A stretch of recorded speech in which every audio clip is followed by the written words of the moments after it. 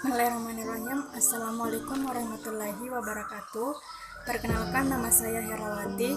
Saya salah satu mahasiswi dari kampus Institut Agama Islam Negeri IAIN Bone dengan NIM 01181215. Saya mengambil jurusan atau prodi Hukum Keluarga Islam kelompok 8 angkatan 2018.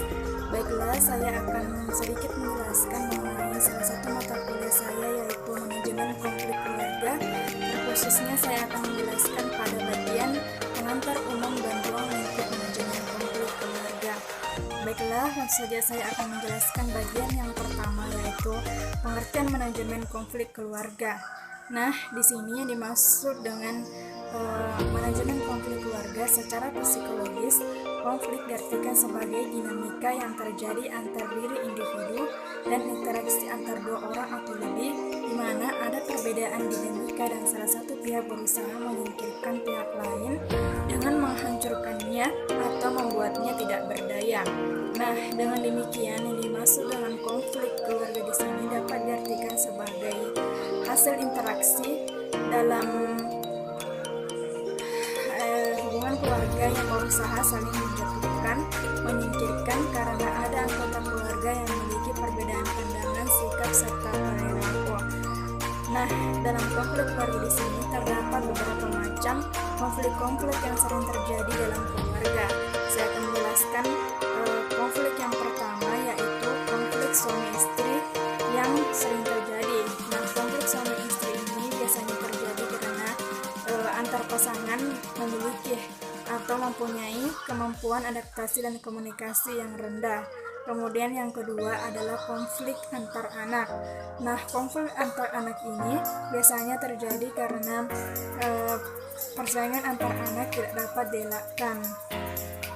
Misalnya saja rivalitas atau persaingan dalam mendapatkan cinta kasih, afeksi dan perhatian dari orang tuanya, atau untuk mendapatkan pengakuan atau sesuatu yang lebih. Nah, kemudian selanjutnya saya akan menjelaskan yang ketiga, yaitu konflik antar orang tua dan anak. Nah, konflik ini terjadi karena adanya pola asuh dan pola komunikasi yang dibangun tidak sesuai dengan proses perkembangan anak dan orang tuanya. Kemudian selanjutnya saya akan menjelaskan konflik yang keempat, yaitu konflik dalam individu. Contohnya dalam konflik dalam individu ini yaitu hubungan yang tidak harmonis dengan orang tua, tekanan dan pola asuh dari orang tua yang menyebabkan pasangan tidak mandiri dalam mengambil keputusan, traumatik akibat pernah dikecewakan atau pernah mengalami kejadian yang tidak mengenakan atau menyenangkan. Misalnya saja sang pasangan ataukah suami atau istri ini pernah mengalami kekerasan dalam rumah tangga atau KDRT, dan juga misalnya saja pernah mengalami pelecehan seksual. Nah, kemudian konflik-konflik dalam keluarga bisa saja terjadi pada keluarga besar. Nah, selain dalam keluarga inti, konflik pun bisa terjadi dengan anggota keluarga besar yang lainnya. Dan yang paling umum dan yang paling sering terjadi adalah konflik antara mertua dan menantu.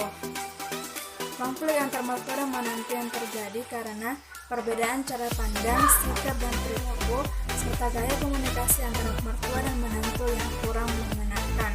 Kemudian, konflik yang paling sering juga terjadi dalam keluarga adalah konflik antar besan. Nah, konflik antar besan ini juga bisa pecah jika anak tidak mampu mengontrol dan mengelola informasi dan hasil dalam keluarga kecilnya. Setiap permasalahan diceritakan kepada kedua orang tuanya masing-masing, sehingga konflik dalam keluarganya tersebut tidak dapat dielakkan lagi, sehingga konflik tersebut terus berlanjut dan dapat menimbulkan pertengkaran di antara kedua keluarganya masing-masing. Kemudian selanjutnya saya akan menjelaskan bagian yang kedua, yaitu dimensi manajemen konflik keluarga. Nah, di sini adapun dimensi tersebut ada dua. Yang pertama yaitu kerjasama dan yang kedua yaitu keseartifan. Baiklah, saya akan menjelaskan dimensi yang pertama, yaitu dimensi kerjasama. Nah, yang dimaksud dengan dimensi kerjasama adalah upaya yang dilakukan oleh individu untuk memuaskan konflik. Nah, dalam dimensi ini terdapat juga 4 indikator. Yang pertama yaitu menjaga hubungan baik, yang kedua mengorbankan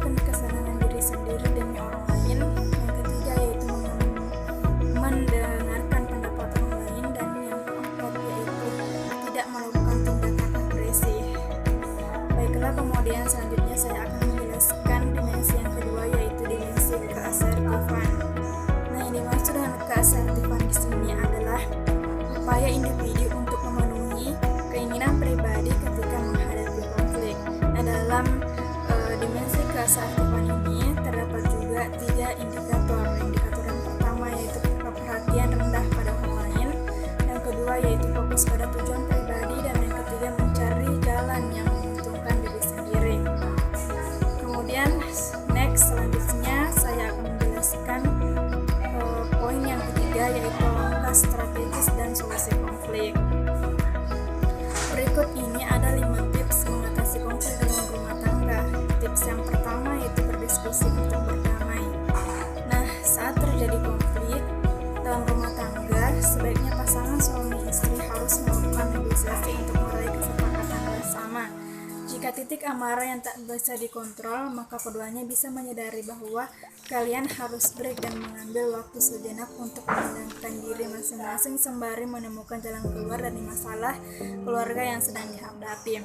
Kemudian selanjutnya yang kedua yaitu menyamakan visi. Nah, menyamakan visi di sini artinya konflik dalam rumah tangga seringkali terjadi karena adanya perbedaan pendapat antar pasangan.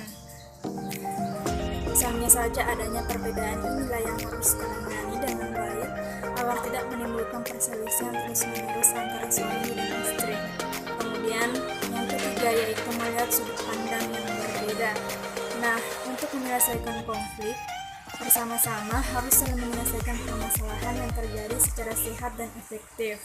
Sementara penyelesaian konflik dibutuhkan peran keduanya untuk saling memahami meski memiliki pemahaman yang berbeda-beda. Misalnya saja, cobalah melihat permasalahan dari segala sisi. Lakukan penyelesaian masalah rumah tangga yang baik dengan bersedia mendengarkan pendapat suami. Begitupun dengan suami bersedia mendengarkan pendapat istrinya. Kemudian yang keempat yaitu saling terbuka. Nah, kunci dari penyelesaian konflik adalah tidak membahas konflik secara terus-menerus dan berulang-ulang. Pasangan bisa menerima konflik dan belajar untuk menyelesaikannya secara bersama. Selain itu, istri maupun suami dapat menyampaikan segala isi hati kepada pasangannya dengan cara yang lebih lembut dan menggunakan kata-kata yang memotivasi dan saling membangun. Kemudian yang selanjutnya yaitu yang kelima, menjadwalkan waktu berdua bersama suami. Memendam konflik akan berdampak buruk ke dalam hubungan dan memperburuk keadaan. Cara mengatasi konflik lainnya adalah carilah waktu berdua suami untuk berpikir menuntaskan konflik yang sedang dihadapi tersebut. Kemudian selanjutnya, adapun untuk menyelesaikan konflik dengan baik, dibutuhkan komunikasi dalam keluarga agar masing-masing anggota keluarga dapat terbuka satu sama lain dan tidak ada yang disembunyikan. Hubungan dan komunikasi anggota keluarga sudah selayaknya tidak ada yang ditutup-tutupi. Misalnya saja, luangkanlah waktu selama 15 menit dalam satu hari untuk berbincang-bincang seluruh anggota keluarga seraya bercerita-cerita mengenai apa yang sudah terjadi dalam satu hari ini. Misalnya menceritakan pengalamannya ataukah menceritakan kerjaannya dalam satu hari yang sudah terlewati tersebut. Jika dalam satu keluarga terjalin komunikasi yang baik, tentunya konflik atau permasalahan pun dalam keluarga tersebut dapat diselesaikan dengan baik-baik pula. Dan jika semua keluarga saling terbuka dan tidak ada yang ditutup-tutupi, maka konflik dalam keluarga tidak akan pernah terjadi. Dan jikalaupun ada konflik yang terjadi dalam keluarga, bisa diselesaikan secara baik-baik pula. Oke, itulah sedikit pemaparan materi dari saya mengenai manajemen konflik keluarga, khususnya pada ruang lingkup pengantar manajemen konflik keluarga. Baiklah, apabila ada salah kata mohon dimaafkan, dan saya akhiri dengan ucapan wabillahi taufiq wal hidayah. Assalamualaikum warahmatullahi wabarakatuh.